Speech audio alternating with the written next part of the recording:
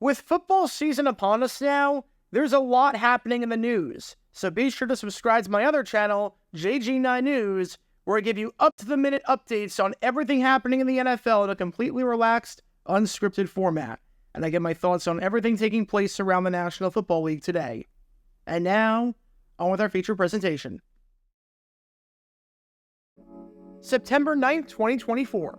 It's week 1 of a brand new NFL season, and we find ourselves over at Levi's Stadium for this interconference battle on Monday Night Football between the New York Jets and the San Francisco 49ers.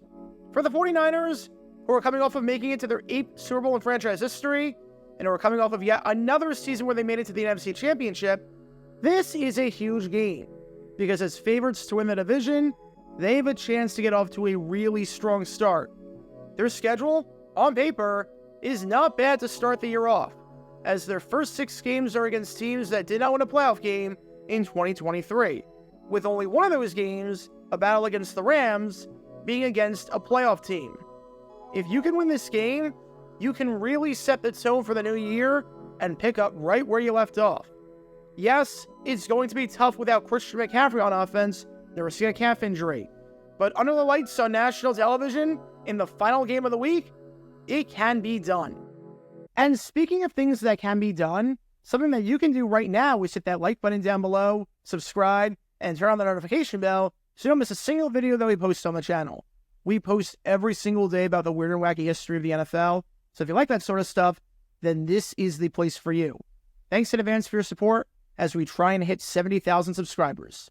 The game hasn't started off great for the 49ers, as their first 2 drives accumulated 0 first downs. They trail 7-3, and if you're wondering, the 3 points for the Niners came off of a New York turnover, so the offense did absolutely nothing and did diddly squat to get those points. However, this drive is going a lot better, as they seem to have somewhat of a rhythm going, and are now faced with 3rd and 5 at the 29-yard line on the first play of the second quarter. You're in field goal range, so while the goal is to get the first down, you don't want to do anything to deny yourself points. Then again, that would be very tough to do, almost impossible. Even a sack keeps you in field goal range. Even a loss of yardage on a run keeps you in field goal range. Just about any play you call keeps you in field goal range. As long as you don't try something stupid like, I don't know, a wide receiver reverse, you'll be able to stay in field goal range no matter what happens here on the drive and get points. And here is a toss to Debo, going backward, long way to go.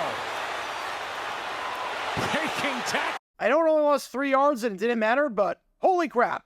Welcome to Dumb Decisions.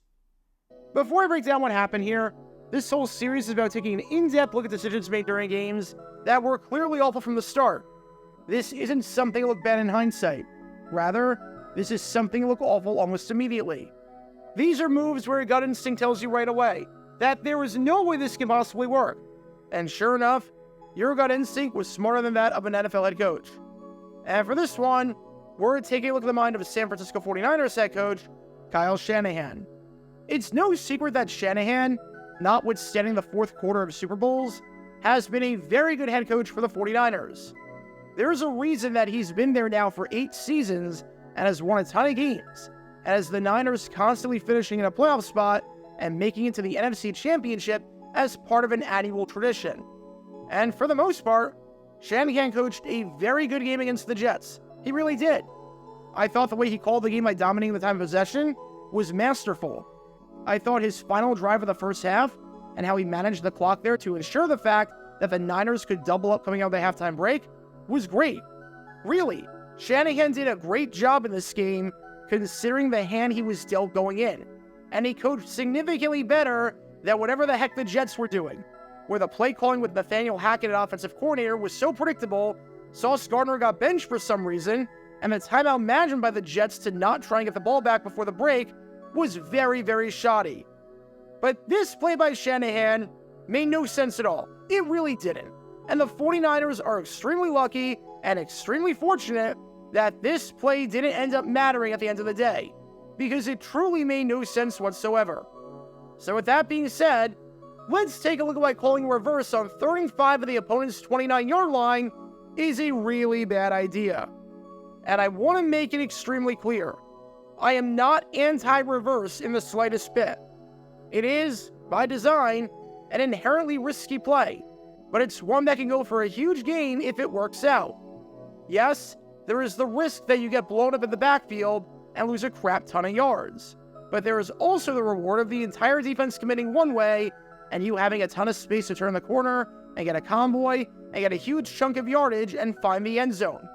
Trust me, especially if you have a receiver back there like Deebo Samuel getting the ball, who is so shifty and elusive and is so good with the ball in his hands, a reverse can work and go for a huge gain. Heck, we've seen it happen before with the 49ers. The reverse has worked. Here's one example of it working out on Thanksgiving last year against the Seattle Seahawks and going for a gain of 15 yards. There's another example of him running that play in the 2019 NFC Championship against the Green Bay Packers, and that went for a gain of 32 yards. And there was another reverse that went for a first down in that same game. This is not a bad play. This is not a play that has zero chance at working out.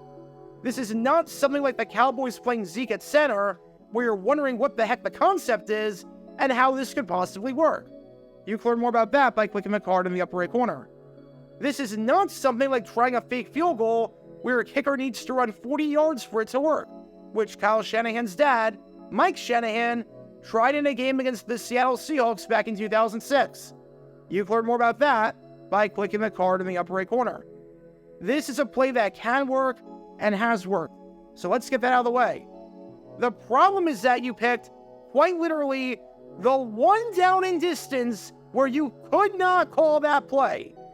If you call this play on 1st and 10, even if it gets blown up, I'm not making this video. If you call this play on 3rd and 7 at your own 30-yard line, even if it gets blown up, I'm not making this video. Heck, if you call this play at the same yard line, but it was 1st or 2nd down, I wouldn't agree with it, but I'm not making this video. If you call this play at the 10-yard line down in the red zone, I'm not making this vid. You get the idea. This is the one spot where you absolutely could not, under any circumstances, call a reverse. And you somehow did. For some reason, you did. It's almost like taking a test where there's a multiple choice section and there's one essay question. You can circle B for any of the answers on the multiple choice part, and even if you get it wrong, you're not going to look stupid. You will look stupid, however, if you write B as the essay. Because think of it in terms of the worst case scenario, and think of it with the risk involved. You're at the 29-yard line, and it's 3rd and 5, so obviously, if you lose yardage, you're not going for it. You're kicking a field goal to cut it to a 1-point gain, because you're too far back. Suppose you call a regular run and it gets stuffed. It stinks, but in all likelihood, you're losing 2 or 3 yards max. That pushes it back to the 32-yard line, which is still a good spot for Jake Moody to try a field goal, seeing as it be a 50-yarder. Suppose you call a passing play and you get sacked. It stinks, but in all likelihood, you're losing 8 yards max. That pushes it back to the 37-yard line, which is still a good spot for Jake Moody to try a field goal, seeing as it would be a 55-yarder. Obviously, you don't want to lose yardage, but barring a turnover, the worst case scenario in any other play, literally any other play besides the reverse, is that you're lining up for a field goal, and it's just a matter of how long the kick is. But on a reverse, seeing as this is the last play of the drive if you don't get the first down, this is the one play where if you get blown up, you're out of field goal range. All you have to do is look at this still shot and see exactly what I mean. This is where Deebo Samuel has the ball. It is so far back that you can't even see the original line of scrimmage. If this play gets blown up for a huge loss, you're at the 45-yard line. It's a loss of 16, and you're not trying a 63-yard field goal with Jake Moody in the second quarter. So you'll have to punt it away. With any other play, if it gets blown up, barring a turnover, you're at least walking away with a chance at 3 points. This is the only play in the playbook where if it gets blown up, you're walking away with absolutely nothing. There are many ways to get 5 yards. There are very few ways to lose 16. You picked the one play where that was possible, so good job there. You nearly cost your team a chance at points for no reason whatsoever because you decided to get cute to a fault. And you might be saying, come on, you can't think of it like that because isn't that playing scared?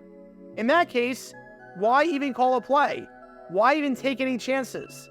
However, there's a massive difference. If you call a running play and you turn it over, that's on you for not holding on to the football.